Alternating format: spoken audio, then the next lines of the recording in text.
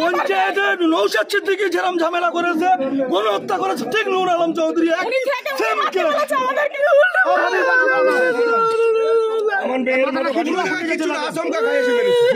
চৌধুরী থেকে নিজে প্রেজেন্ট থেকে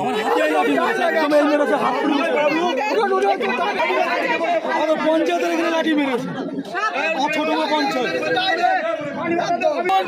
পঞ্চায়েতের নৌশাদ সিদ্দিকী যেরকম ঝামেলা করেছে, গণহত্যা করেছে, ঠিক নূর আলম চৌধুরী গণহত্যা করেছে।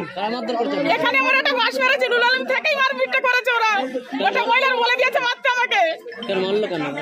এখানে আমরা আছি বলে, ভোট দিতে এসেছি বলে। আমরা বলি মেরানো ঝামেলা করে না, তুমি চলে যাও, ভোট করতে হবে না। কি আপনার পরিচয়টা একটু বলি যে আপনি পঞ্চায়েত সদস্য, কি নাম আপনার? আমার বাবুরা সবাই গিয়েছিল, ওখানে গিয়েছিল সবাই। আমি এর মধ্যে আছি, আমাদের মাথায় এই জায়গাটা করে দিতে হাত দিয়ে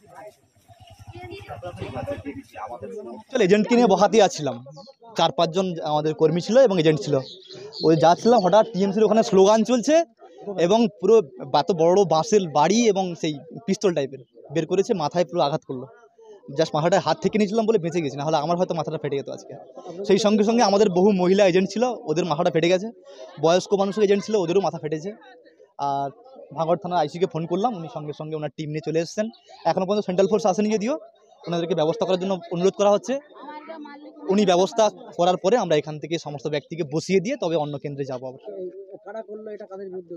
তৃণমূল কংগ্রেস, পুরো স্লোগান দিয়ে, ফ্ল্যাগ নিয়ে। একটাও সেন্ট্রাল ফোর্সের কেউ নেই।